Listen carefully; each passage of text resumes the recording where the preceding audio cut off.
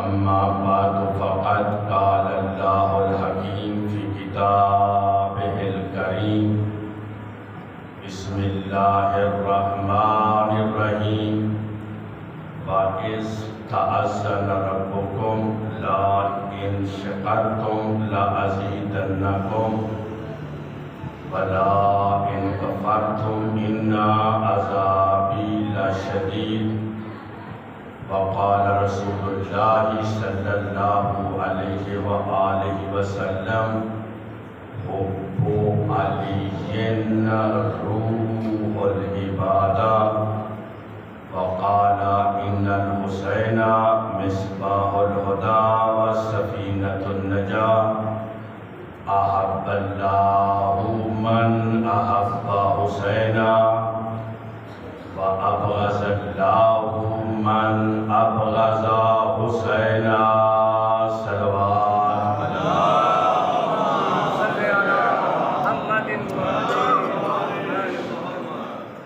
برادران ایمانی، بارگاہ الہی میں دعا ہے کہ مالک جتنے دوست احباب تشریف لائے، مومنین و مومنات، کچھ دعائیں ان کے دلوں میں ہیں اور کچھ دعائیں ان کی زبان پہ آ چکی ہیں۔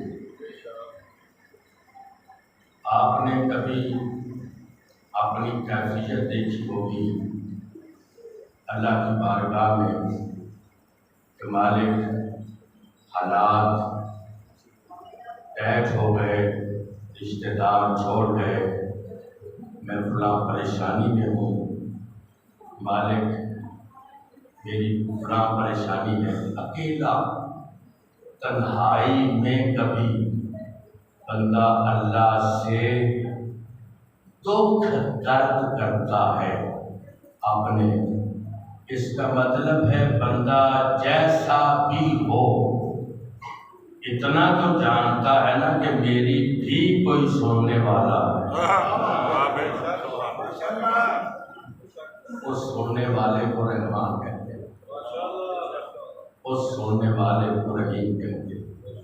بس وہ ایک ہی ذات ہے جو میرے اور آپ کے اتھاہ دل کی گہرائیوں سے بھی واقف ہے۔ اس سے چھپ کر کوئی عمل نہیں کیا جا سکتا۔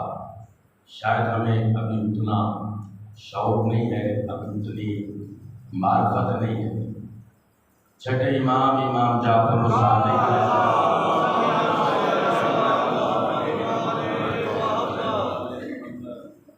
ایک دہریہ اس نے سوال کیا کہ اس بات ثانے یعنی اللہ کے وجود کی دلیل، یعنی اللہ ہے، وجود تو اس کا ہے نہیں، یعنی شیعہ قوم کا عقیدہ ہے کہ اللہ نہ کبھی نظر آیا ہے اور نہ کبھی نظر آئے گا۔ اللہ نہ کبھی نظر آیا ہے اور نہ کبھی نظر آئے گا۔ ہمارے برادران کا عقیدہ ہے کہ وہ معاشر میں نظر آئے گا۔ اختلاف حق بنتا ہے، لیکن شاید انہیں بھی غلط فہمی ہوئی ہے۔ وہ جو معاشر میں نظر آئے گا وہ اللہ نہیں ہے، جو معاشر میں نظر آئے گا وہ اللہ نہیں، وہ کوئی اللہ والا ہے۔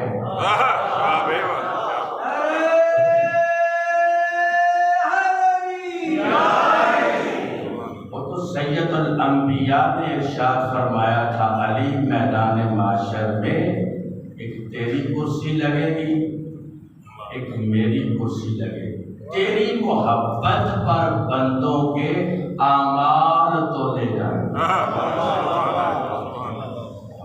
میزان پر عمل تو لے جائیں۔ اور اب مالک ان کی دل والی اور ان کی زبان والی دعائیں تجھے واسطہ ان کا جن کے صدقے میں تو نے کائنات بنائی ہے، ان سب کی نیک دعاؤں کو اپنی بارگاہ میں قبول و منظور کر۔ اپنی دعاؤں کی قبولیت کے لیے صلوات سارے مل کے بلند آواز سے پڑھیں۔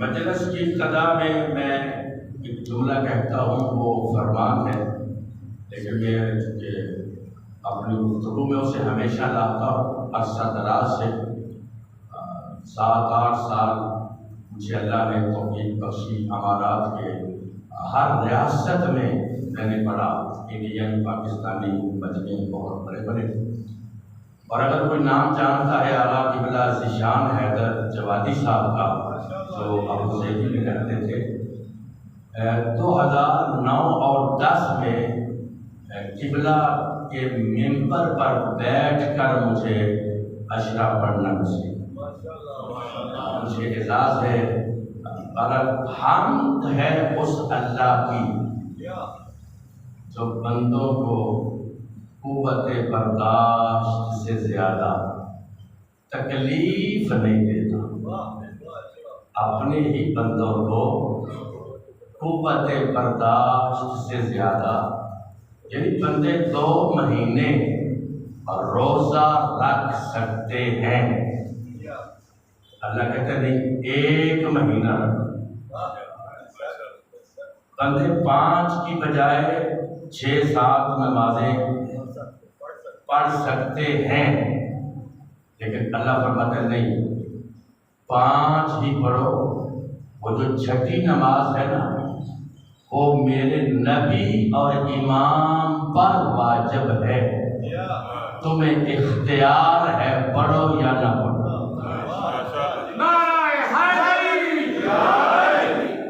لیکن وہ جو نبی پر واجب ہے، اگر وہ نماز پڑھو گے نا تو اس کی کیپیسٹی، اس کی طاقت اتنی ہے، ایک تو میں تمہیں معاف کروں گا، اور ایک 40 بندوں میں جس کا نام بتاتے جاؤ گے میں معاف کرتا ہوں۔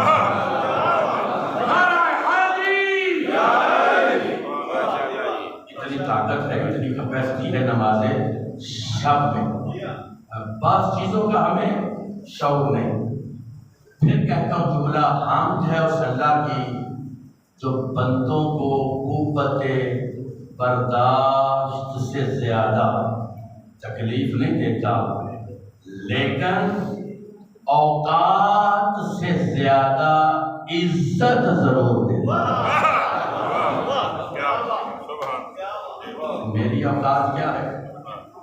آپ کی اوقات کیا ہے؟ ہم یعنی خطا کار ہیں، ہم گنہگار ہیں، لیکن دیکھو ہماری اوقات کیا ہے؟ اس نے کائنات میں جو پاکیزہ ترین ہستیاں تھیں، ہم گنہگاروں کو ان کی محفل میں آ کے بٹھا دیا۔ ہماری اوقات نہیں تھی، ہماری اوقات نہیں تھی کہ ہم ذکر پیغمبر میں آئے چونکہ وہ پاکیزہ ہے، ہماری اوقات نہیں تھی کہ ان 5 تن کی محفل میں آئے چونکہ ہم خطا کار ہیں، ہم گنہگار ہیں، لیکن مالک کہتا ہے کہ تیرا کوئی نیک عمل مجھے پسند آ جائے تو میں پہلا انعام ہی تجھے یہ دوں گا، تجھے 5 تن کا ذکر نصیب کر دوں گا۔ ابھی ایک جملہ آپ بڑے باشعور ہیں، کچھ چیزوں کا شعور ہوتا ہے، کچھ چیزیں بے مقصد ہوتی ہیں۔ مثلا بعض دفعہ بندے کو اپنی ہی زندگی کے مقصد کا علم نہیں، یعنی مجھے اللہ نے کیوں بھیجا، مقصد کا علم نہیں، بس کھانا پینا سلسلہ نظام ہے، باقی کوئی شعور نہیں۔ اسی طرح محفل، ذکر، زمین کا بھی بندے کو بعض دفعہ شعور نہیں ہوتا، جب تک شعور نہیں آتا اس کی کیفیت اور ہوتی ہے، اور جب شعور آ جائے تو پھر کیفیت اور ہوتی ہے۔ مثلا آپ کسی انسان کو ملتے ہیں، ایسے سرسری ملے، 5 منٹ کے بعد آپ کو کسی نے کہا وہ جو آپ کو ملے ہیں جانتے ہو وہ فلاں ہے، مثلا آپ نے نام سنا ہوا ہے، میں تو اللہ اکبر مجھے نہیں پتا تھا یار، میں تو ایسے ہی ملا سرسری، میرے علم میں ہوتا تو میں کچھ خدمت کرتا کہ اگر وہ یہ ہیں، یعنی شعور آ جاتا۔ اسی طرح یہ جو مجلس ہے نا، یہ صف اعضا، یہ ذکر، اس میں ہمارا آنا جانا تو ہے، لیکن ابھی اس کے خزانوں سے ہم واقف نہیں۔ اس میں راز کتنے، اس میں خزانے کتنے۔ آپ لوگ امارات میں گئے ہوں گے، امارات میں فقیرہ راس الخیمہ سے لے کر جو سڑکیں ہیں ابو ظبی لین تک، ان کے اوپر لائٹ لگی ہے، مثلا یعنی 250 کلومیٹر 300 کلومیٹر روشنی۔ یہ 35-40 سال پہلے ریگستان تھا، ان لوگوں کو کوئی شعور نہیں تھا کس کا، جس زمین پر یہ رہتے تھے اس کا کوئی شعور نہیں تھا۔ اونٹوں پہ سفر کرتے، بس اپنی غربت کو مٹانے کے لیے کچھ محنت مزدوری کرتے تھے۔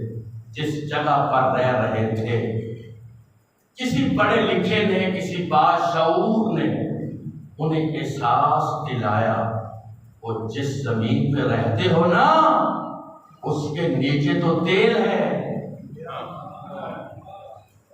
جس زمین پہ تم رہتے ہو اس کا تمہیں علم نہیں، شعور نہیں، اس کے نیچے تیل ہے۔ انہوں نے ریسرچ کی، 2-4-5 سالوں میں مشینیں لگی، اور پھر تیل، پھر برک، پھر اس طرح، پھر چیزیں، پھر مرسڈیز گاڑیاں، پھر پتہ نہیں کیا کیا۔ آج آپ دیکھیں 160 منزلہ عمارت جو دبئی شہر میں ہے، نیچے دیکھا جائے تو پوری دنیا کا کاروبار وہاں ہوتا ہے۔ یہ کب ہوا؟ جب انہیں اپنی زمین کی معرفت ہوئی، جب اپنی زمین کا شعور آیا۔ آپ اور میں بھی اس مجلس حسین میں آتے جاتے ہیں، لیکن جس دن شعور آ گیا اسی دن ان بندوں میں کئی حبیب بن جائیں گے، کئی ابو ذر بن جائیں گے، کئی بلال بن جائیں گے۔ سبحان اللہ۔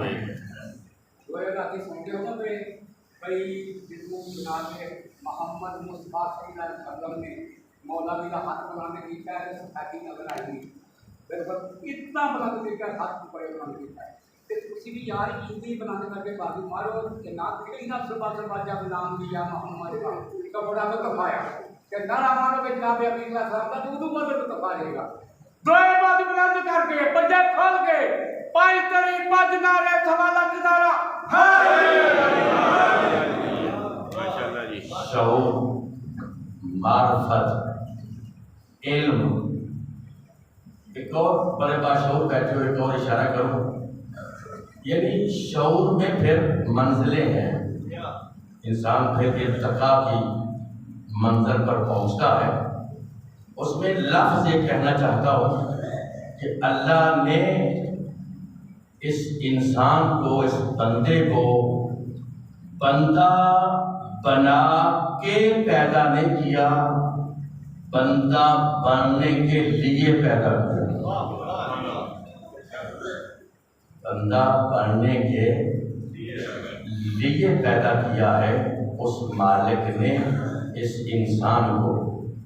بندے کا معنی میں نے تھوڑا سا عرض کیا تھا، مثلا یہ میرے ہاتھ میں رسی ہے، اس کے ساتھ ایک پتھر باندھا جائے اور اسے ایسے پھینکا جائے تو یہ کتنا سفر کرے گا جتنی یہ رسی ہے۔ ایک پتھر میرے ہاتھ میں ہے، رسی نہیں، میں پھینکتا ہوں، وہ کتنا سفر کرے گا جتنی میرے ہاتھ کی قوت ہے۔ اس نے سفر کیوں نہیں کیا؟ چونکہ یہ آزاد نہیں، یہ بندہ ہوا ہے۔ جو بندہ ہوا ہو اسے بندہ کہتے ہیں، جو کسی ذات کا پابند ہے وہ بندہ ہے۔ بندے کو اللہ نے آزاد نہیں چھوڑا اپنی من مرضیوں سے زندگی گزارے، نہ۔ آپ جو ترجمہ علماء کرتے ہیں قل هو اللہ احد اللہ الصمد، پیغمبر آپ کہہ دیں کہ وہ ایک ہے۔ قل هو اللہ احد، اللہ احد ہے، واحد نہیں۔ واحد اور احد میں فرق ہے۔ واحد کی گنتی آگے چلتی ہے، احد وہ لفظ ہے جس کا آگے 2 اور 3 نہیں ہے۔ اللہ ایسا احد ہے کہ جس کی گنتی آگے نہیں چل سکتی۔ یعنی اللہ، ایک اور جملہ کہوں، اللہ کی محبت پر کسی کی محبت غالب نہیں آ سکتی، یعنی اس نے ہمیں پیدا کیا۔ قل هو اللہ احد اللہ الصمد لم یلد ولم یولد، نہ وہ کسی کا بیٹا ہے اور نہ کسی کا باپ ہے۔ اور جملے سن کے پھر اپنا عقیدہ بنانا، پوری کائنات میں ساری زندگی مولا علی کہتے رہے انا ابن علی ابن ابی طالب، یعنی میں علی ابو طالب کا بیٹا ہوں۔ اور ان کا ایک لقب مشہور ہے، یا ابل حسن، اے حسن کے بابا، یا ابو الحسن، اے حسن کے باپ۔ اس کا مطلب ہے مولا دنیا کو بتانا چاہتے ہیں کہ ہم حسن کے باپ ہیں، ابو طالب کے بیٹے ہیں۔ تو یہ جرأت نہ کرے کہ ہمیں کہے کہ وہ اللہ ہے، کیونکہ اللہ لم یلد ہے ولم یولد۔ لیکن ایسے دوستوں کے بارے میں کبھی کہتا ہوں کہ یہ بے شعور لوگ ہیں، یعنی کبھی زندگی میں علی کو جو اللہ کہو گے تو علی کسے مانو گے؟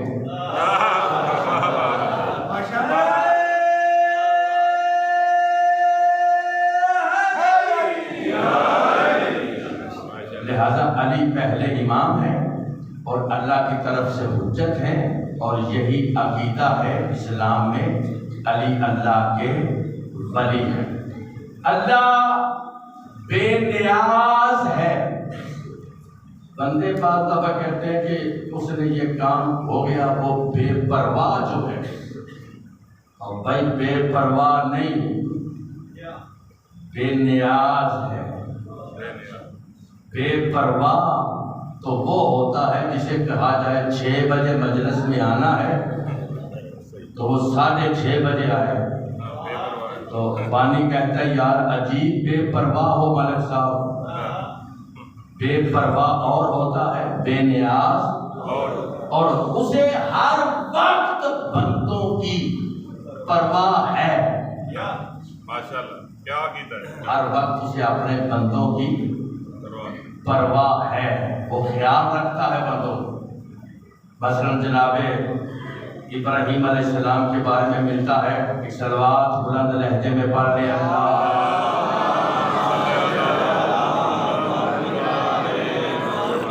نہیں یہاں پر ایک فرمان سنا دوں آپ کو، روک کر آج روز جمعہ، جمعے کی صبح چھٹے امام فرماتے ہیں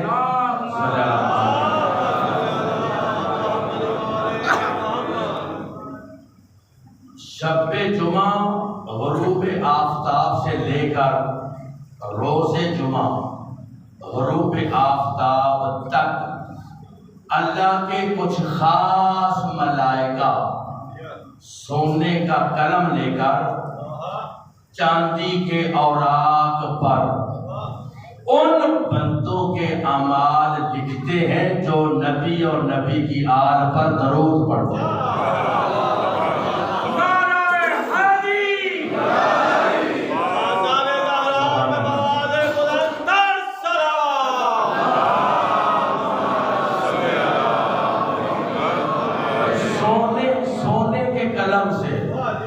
چاندی کے اوراق پر درود کا اجر لکھا جاتا ہے، یعنی عظمت ہے۔ اور جناب ابراہیم علیہ السلام کا لقب مشہور ہے خلیل اللہ، اللہ کا دوست۔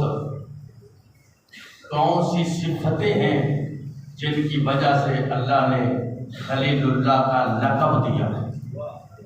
سب سے پہلی صفت یہ ہے کہ جناب ابراہیم مہمان نواز ہے۔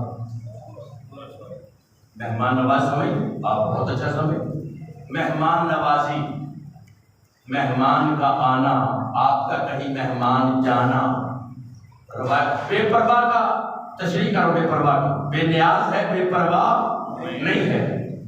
ساری زندگی انہوں نے مہمان کے بغیر کھانا نہیں کھایا۔ جناب ابراہیم علیہ السلام نے ساری زندگی کوشش کی ہے کہ مہمان کے ساتھ کھانا کھایا جائے۔ اور یہاں پر چھٹے امام جعفر و صادق علیہ السلام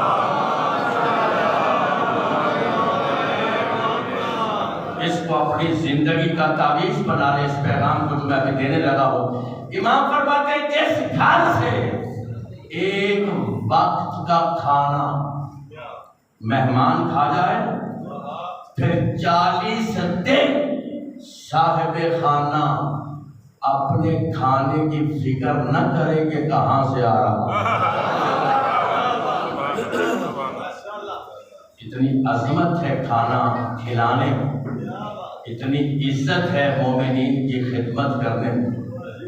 ایک دن مہمان نہیں آیا تو بیٹھ گئے کھانا لے کر، کھانا بھی کیا کمال ہوگا، یا نمک تھا یا روٹی تھی، اور کوئی ایسا تو لمبا چوڑا پروگرام تھا۔ کھانا کھانے کے لیے بیٹھے، دروازہ کھلا ہے، باہر دیکھتے ہیں کوئی آئے تو میں کھانا کھاؤں، کوئی نہیں آیا۔ اٹھ بیٹھے، گلی میں آ گئے، اٹھ بیٹھے گلی میں آ گئے، دور سے ایک بندہ دکھائی دیا، اسے اشارہ کرتے قریب، بھائی اجنبی آؤ، بھائی کھانا کھاؤ گے؟ اس کی مزاج میں تھا، وہ 60 سال کا تھا، کہتے ہیں اگر آپ اجازت دیتے ہیں تو میں کھا لیتا ہوں۔ اسے پکڑ کے ساتھ لے دسترخوان پر بٹھا، پڑھو بسم اللہ، کھانا کھاؤ۔ جسے لائے تھے وہ کہتا ہے بھائی کون سی بسم اللہ، کون سا اللہ؟ میں نہ اللہ کو جانتا ہوں نہ بسم اللہ کو جانتا ہوں۔ اب بحثیت انسان، نبی بھی تھے انسان بھی تھے، سوچ میں پڑ گئے کہ یار تو میرے اللہ کو نہیں مانتا، میں تجھے دسترخوان پہ بٹھاؤں، اٹھ میرے دسترخوان سے۔ وہ تو اٹھ بیٹھا، لیکن فوراً پیچھے جبرائیل آ گئے۔ اللہ کا نبی اللہ سلام کے بعد کہتا ہے 50 سال میں نے اسے رزق دیا ہے، آج ہی تیرے دسترخوان پہ بھیجا ہے، آخر کچھ کھاتا رہا ہے تو زندہ، فرما رہے ہیں کہ نہیں فرما رہے، کچھ کھاتا رہا ہے۔ مالک وہ تجھے نہیں مانتا، آوازیں مجھے ہی نہیں مانتا، تو پھر بھی میں رزق دیتا رہا ہوں، جب تک وہ نہیں آئے گا میں تجھ پہ راضی نہیں ہوں۔ پشیمان پریشان اٹھے، کبھی اس چوک میں کبھی اس چوک میں، ایک جگہ پہ کھڑا تھا، اس سے معذرت کی، کہتے یار میرے گھر آ کھانا کھا۔ وہ کہتے کس منہ سے جاؤں؟ کہتے یار وہ جس کو تو نہیں مانتا نا، وہ تیری وجہ سے مجھ پہ ناراض ہو گیا۔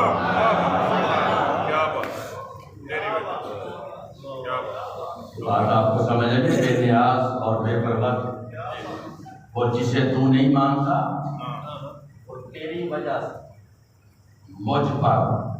اب یہاں پر آپ کردار کو ملائیں ذرا تھوڑا سا، یعنی جناب ابراہیم ہے، اللہ کی توحید ہے، اور ایک عورت کو کئی مرتبہ پیغمبر پر پتھر مارتے ہوئے یا کوڑا پھینکتے ہوئے دیکھا۔ ایک دن وہ بیمار تھی، پیغمبر رکے، لوگوں نے کہا کہ آج آپ کیوں رکے ہیں؟ کہا اس کی تیمارداری کرنے کے لیے۔ اور جب دروازے پر گئے نا تو کافرہ بی بی کے دروازے پر نبی نے اجازت مانگی۔ اور ایک جملہ باریک ہے بڑا، آپ انشاءاللہ سمجھیں گے۔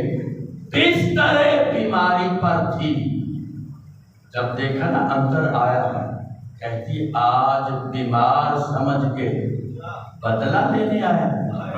نبی فرماتے ہیں بدلہ لینے نہیں، تیری تیمارداری کرنے آیا۔ اگلا جملہ سننا اور پھر بیدار ہو جانا۔ آج میں تیری تیمارداری کرنے آیا ہوں۔ تڑپ کے اٹھی، کہتی ہے وہ تو کہتے تھے ہم جیسا۔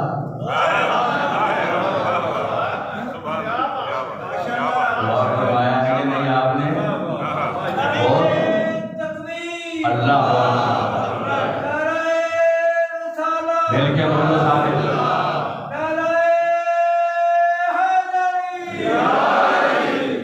اگر میں کہوں مولا، یہ سارے دوست احباب آپ کی بارگاہ میں التماس کرتے ہیں کہ اس بی بی کا مکان اگر کسی گلی میں ہے تو آپ راستہ بدل جائیں، ضرور لڑائی لینی ہے۔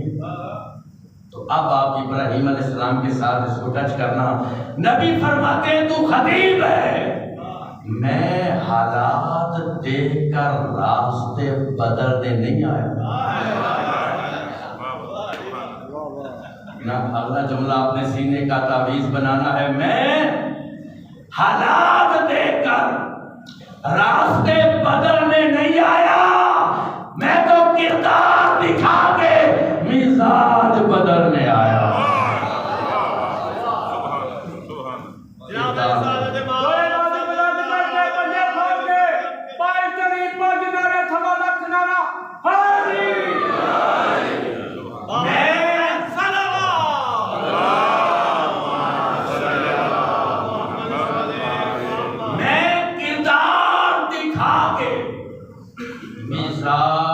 بدلنے آیا، کردار دکھا کے مزاج بدلنا یہ سنت نبی۔ کردار دکھا کے مزاج بدلنا یہ سنت نبی ہے۔ اس بی بی نے کیا کہا؟ وہ تو کہتے تھے ہم جیسا ہے، لیکن پھر احترام کے لیے اٹھی اور کلمہ پڑھ کے کہتی ہے وہ بکواس کرتے تھے تیرے جیسا تو کائنات میں آئے ہی کوئی نہیں۔ اسی طرح پیغمبر نے جناب ابراہیم نے کہا کہ میرا اللہ تیری وجہ سے مجھ پر ناراض ہو گیا ہے۔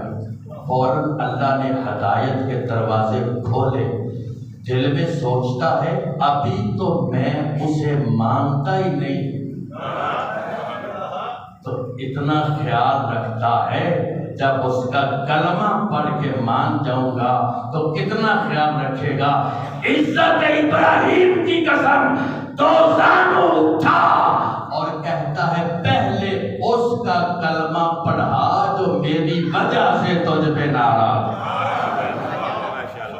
جناب ابراہیم مہمان نواز اور جناب ابراہیم سجدے لمبے کرتے تھے، سجدے، سجدہ دو زانوں زمین پر، ہاتھ پیشانی زمین پر، سجدہ توجہ رکھیں، سجدہ، سجدہ توحید۔ میں نے ایک روایت پڑھی کہ حضرت ابو ذر، جن کو پیغمبر نے کہا تھا کہ یہ ہمارے پاس سب سے بڑا سچا ہے، ابو ذر کہتے ہیں میں نے ایک مرتبہ نبی کو دیکھا کہ بغیر رکوع کہ انہوں نے 5 سجدے کی اللہ کی بات پر۔ سید الساجدین ہر نعمت پر اللہ کا شکر ادا کرتے اور سجدہ کرتے. جتنا کوئی سجدے میں جھکے گا اتنا ہی اللہ اسے بلند کرے گا. جتنا کوئی جھک جائے گا اللہ کی بارگاہ میں اتنا ہی اللہ اسے عزت و عظمت میں بلند کرے گا. اسی لیے مظلوم کربلا کو دیکھو، سجدے میں سر کٹایا ہے تو پوری کائنات میں جہاں جہاں اللہ کی توحید ہے وہاں وہاں حسین حسین ہو رہا ہے. اتنی عظمت ہے سجدے میں. 5 سجدے.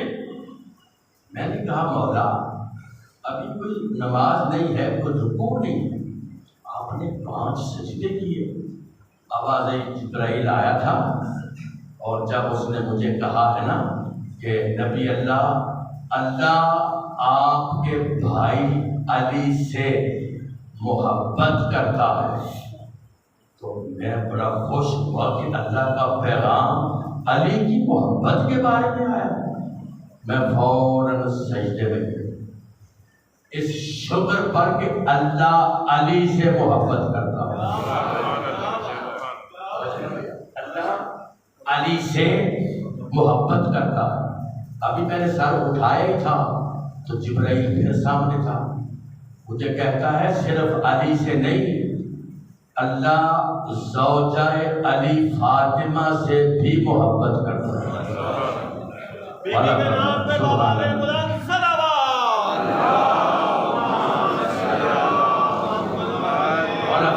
میں پھر سجدے میں گر گیا. پھر سر اٹھایا تو جبرائیل سامنے تھا. مجھے کہتے ہیں اللہ سلام کے بعد کہتا ہے میں صرف ان 2 سے نہیں، آپ کے نواسے امام حسن سے بھی اور حسین سے بھی اللہ محبت کرتا ہے. اللہ محبت کرتا ہے. پھر میں نے 2 سجدے کیے. توجہ چاہتا ہوں. ابو ذر کہتے ہیں مولا اشارے تو آپ نے 4 کیے ہیں، سجدے آپ نے 5 کیے ہیں. ایک حضرت علی کی محبت پر، ایک سیدہ پر، ایک امام حسن پر، ایک امام حسین پر. 5واں سجدہ کس لیے؟ توجہ. آواز پیغمبر آئی ابو ذر میں 4تھے سجدے سے اٹھا تھا کہ جبرائیل سامنے تھا. مجھے پیغام دے کے کہتا ہے اللہ کا نبی اللہ سلام کے بعد کہتا ہے یہ جو 4 ہستیاں میں نے تمہیں بتائی ہے نا، جو بندے ان سے محبت کرتے ہیں میں اللہ ان سے محبت کرتا ہوں.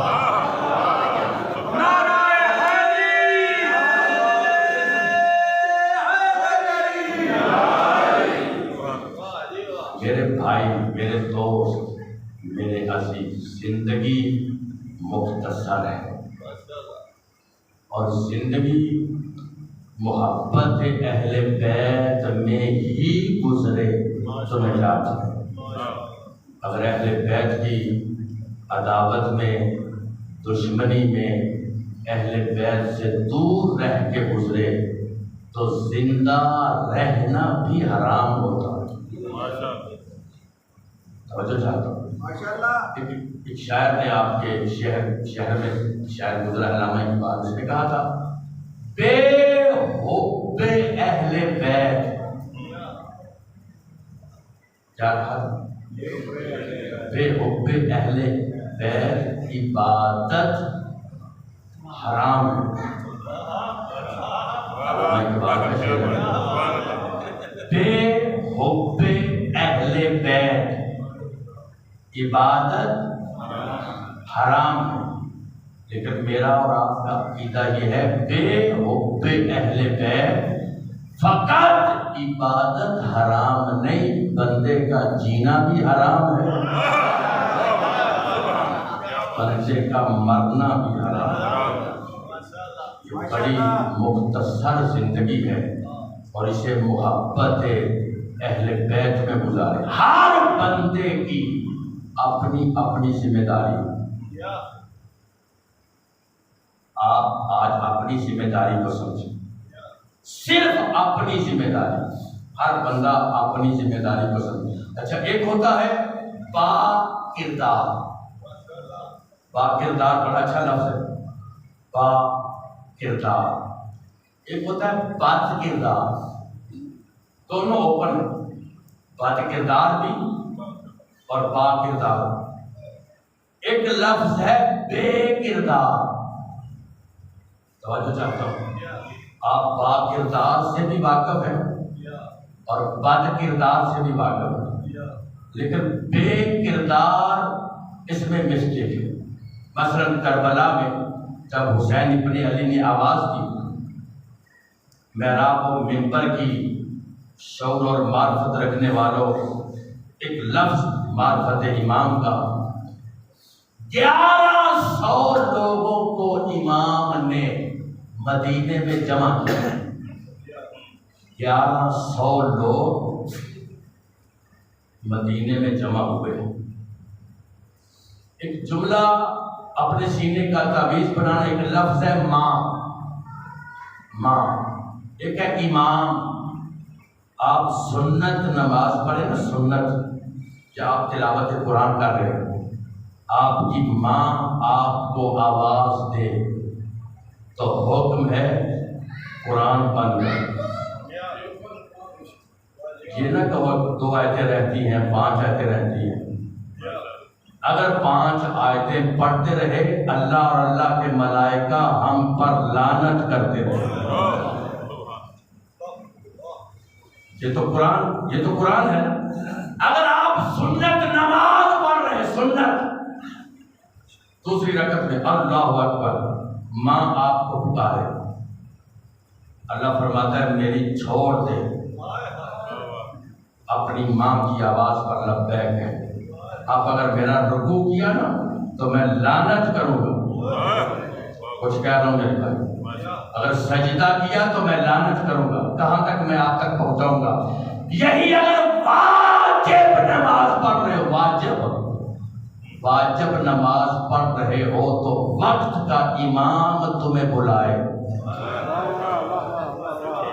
واجب نماز پڑھ رہے ہو، دوسری رکعت میں جب پہلی میں امام بلائے تو پھر اگر نماز پڑھتے رہے، اللہ اور اللہ کا رسول لعنت کریں گے۔ میں دلیل دوں، شب ہجرت علی سے کسی نے پوچھا تھا، آپ جو 1000 رکعت نماز پڑھتے تھے اس دن پھر سو گئے؟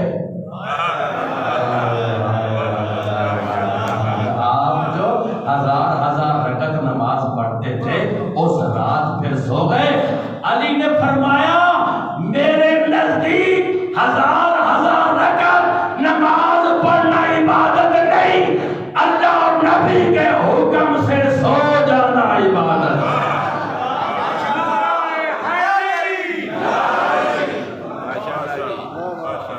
اللہ اور اللہ کے حکم سے، نبی کے حکم سے سو جانا نماز سے زیادہ عبادت ہے۔ اچھا جی، پاکردار جتنے تھے وہ حسین کے ساتھ آگے کربلا، پاکردار جتنے تھے اس دور میں، بد کردار جتنے تھے وہ یزید کے ساتھ آگے۔ 2 صفتیں پوری ہو گئی، پاکردار اور بد کردار۔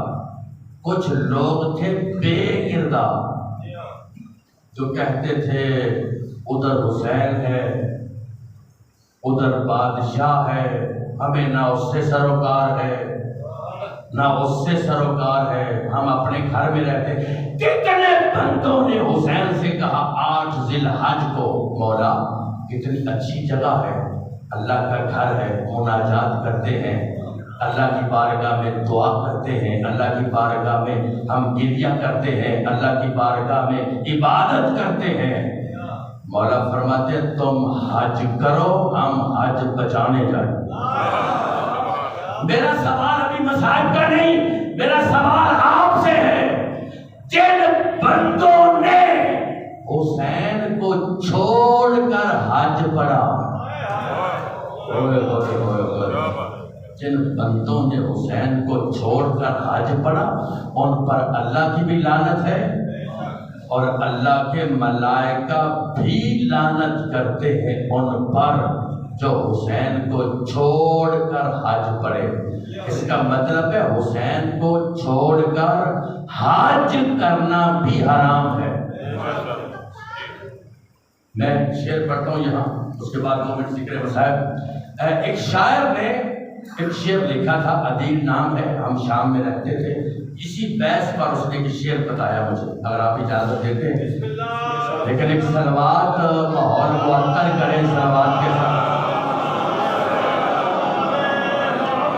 ہر بندہ سمجھے، ہر بندہ باشعور ہے۔ وہ کہتا ہے دل کی دنیا میں ایک کعبہ بنانا چاہیے، اندر دل کی دنیا میں ایک کعبہ، بندے کہتے ہیں نا فلاں بندے کا سب کچھ ڈھا دے، مثلا کسی کا دل نہ ڈھانا، اس میں اللہ رہتا ہے، مثلا اللہ کا گھر، اشارہ سمجھو گے؟ جو بندہ بھی اپنے دل میں کعبہ بنا لے تو پھر اللہ اس میں علی اتار دیتا ہے۔ اللہ نے تو علی کعبے میں بھیجنا ہے نا، دل کی دنیا میں ایک کعبہ بنانا چاہیے، ذکر مولود حرم اس میں منانا چاہیے، اندر ذکر مولود حرم اس میں منانا چاہیے۔ سننا، پہلے کر لو حاجیوں اجر رسالت تو ادا، سنا ہے مقروض کو حج پہ نہیں جانا چاہیے۔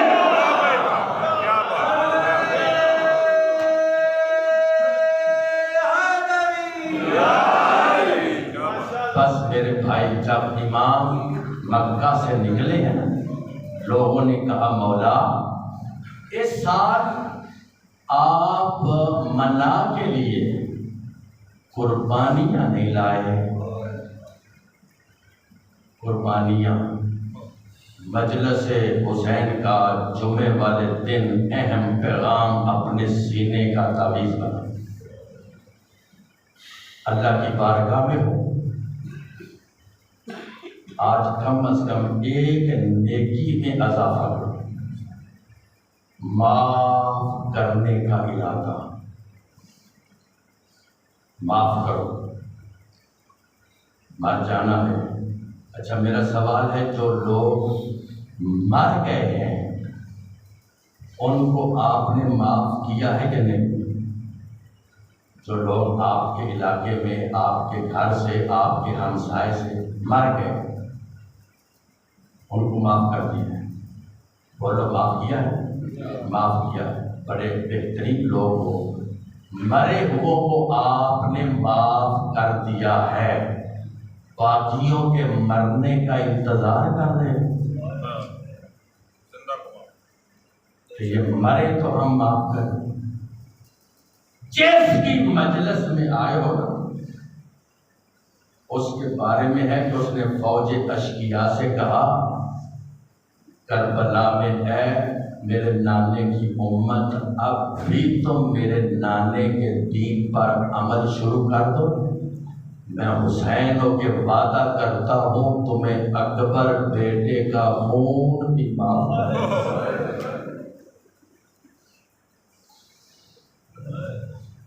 اجرکم اللہ، مولا آپ کو جزائے خیر دے، اللہ آپ کے صغیرہ اور کبیرہ گناہ معاف فرمائے۔ کعبہ میں لوگوں نے سوال کیا مولا اس سال آپ قربانیاں نہیں لائے جو منا میں دی جاتی ہیں۔ امام فرماتے اس سال ہم منائے یوم عید کے لیے، عرفہ کے لیے قربانیاں نہیں لائے، اس سال ہم منائے کربلا کے لیے قربانیاں لائے ہیں۔ دیکھو کوئی 32 سال کی ہے، دیکھو کوئی 18 سال کی ہے، دیکھو کوئی 13 برس کی ہے، اور دیکھو کوئی 6 ماہ کی قربانی ہے۔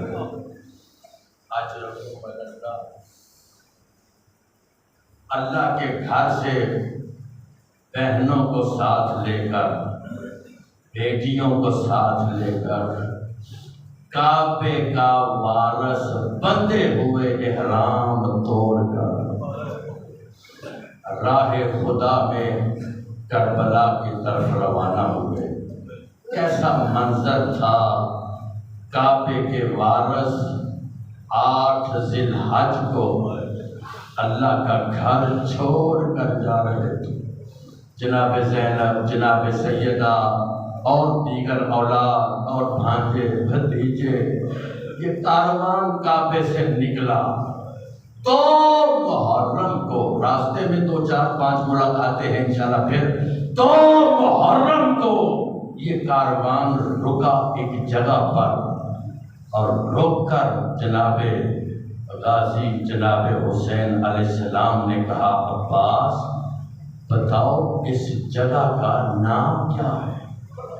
لیکن پیچھے سے جناب سیدہ نے پیغام بھیجا بھائی اس جگہ پر نہ رکو، میرا بھیا اس جگہ پر نہ رکو، اس کی تو خاک اڑ اڑ کر میرے بچوں کے سروں میں آئے، ہمارے لباس خاک آلود ہو گئے۔ بھائی میں نے نیچے مٹی کو دیکھا ہے، اس میں تیرے خون کی خوشبو ہے۔ بہن تھی نا، بہن تھی، بھائی نہ رک جا، نہ رکو، یہاں سے کسی اور جگہ پہ چلے جاؤ۔ عباس یہ جو 7 آبادی ہے نا، یہاں سے لوگوں کو بلا۔ لوگ آ گئے، امام فرماتے ہیں اس جگہ کا نام بتاؤ گے؟ کسی نے کہا نینوا، کسی نے کہا شط الفرات، کسی نے کہا غازلیہ۔ ایک پورا بنی اسد کا آگے بڑھ کے کہتا ہے مسافر، اسے کربلا بھی کہتے ہیں۔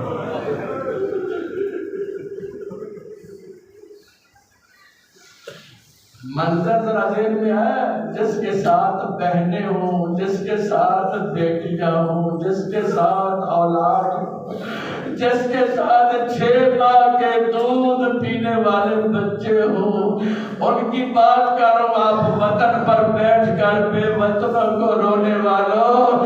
امام کہتے ہیں کیا کہا اس کا نام کربلا ہے، سنو گے؟ امام فرماتے ہیں غازی محمل اتار دے، سن سکو گے تو سنو، محمل اتار دے، میں اسی جگہ کو آباد کروں گا، میں اسی جگہ کو آباد کروں گا۔ وہ جو بوڑھا تھا نا، وہ پیچھے پھر آگے آیا، کہتا ہے مسافر تو کہتا ہے میں آباد کروں گا، تیرا نام کوئی حسین ہے؟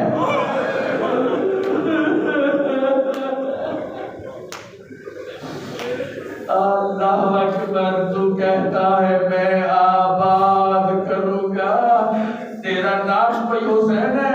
جملہ سن کے رونا۔ امام فرماتے ہیں میرا نام حسین ہے۔ بوڑھا پیچھے ہٹا، پھر قریب آیا، حسین کے کان کے قریب منہ کر کے کہتا ہے تیری اماں کا نام فاطمہ؟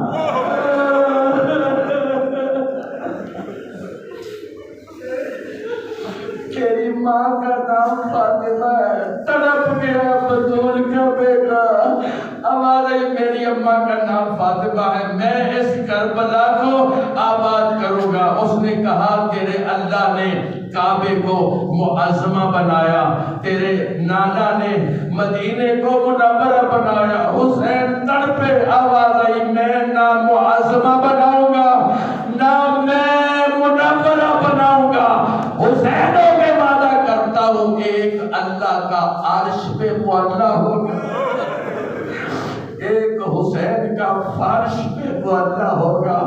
تڑپ کے کہتا ہے مسافر امام یہ کیسے کرو گے؟ ہمارے تم بھی یہی رہنا، تو 4 5 دن گزریں گے، جب 10 محرم کا دن گزرے دوپہر کے بعد آنا، جب میں اپنے کڑیل جوان کے سینے سے پنچھی کا پھل کھینچوں گا نا، تو قدرت کی آواز آئے گی حسین ہم نے اکبر کے صدقے میں